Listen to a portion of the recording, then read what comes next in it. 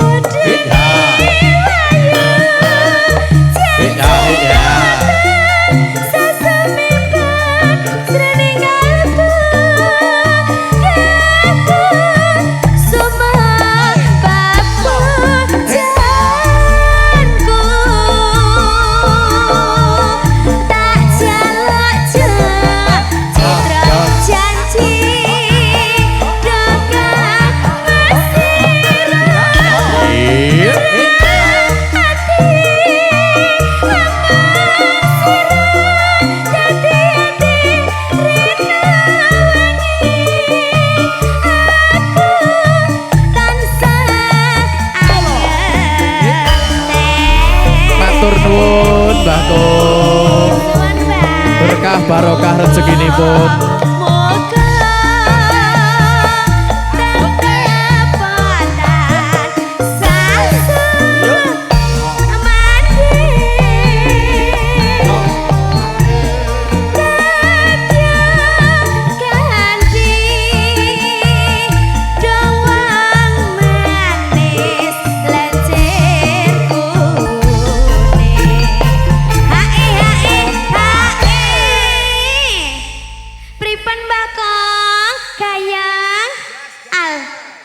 Alhamdulillah menika kalian sinten? Mbah Kong sinten? Awir. Loh, langsung dibruuk niki kira-kira apa? Ya Allah. Ampun ngoten lho. Mangke tesih kathah niki stoke. Oh, tasih. Ya Allah, wau sangune kuatah berarti. Ya. Ampun ngoten to, Mbah. Mboten ngapusi. Wau Ibu ngenderek mriki. Aman ya, Bu? Ya Allah, mugi-mugi rezekine kuatah. Niku langsung sak bendel ngoten to? Nggih. Oh, langsung diwehne sak bendel. Iya. Oke. Tayub. Ya siap. Nggih, mangke napa tembangipun? Wis pokoke tayub. Oke. Siap. Sing penting cair loh nggih. Nggih. Alhamdulillah Mbak Bella. Iya. Informasi yang saya terima enjing kalau wau wah para pandemen tayub tumplek-blek kita mriki. Teng mriki. Enjing wau tayupan. Para Nggih lho, Mbah. Wau. seniman-seniman. Oh, sak bendel lho. Lah mangke berarti kalih bendel nggih. Wau kan Nggih. sak bendel. Sing sak bendel nggih delok campur sari, sing angka loro delok wayang. Pokoke oke. Piyo.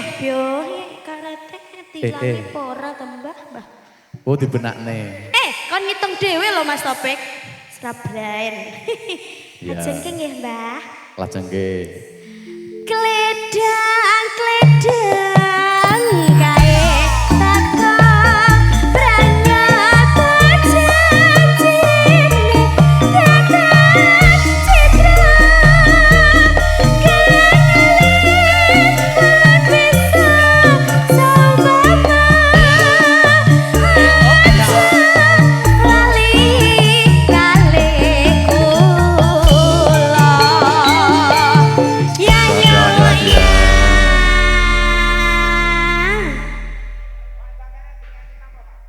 saniki langsung. Masya Allah. Nggih, Ya, boleh. Mboten gantos to, Mbak.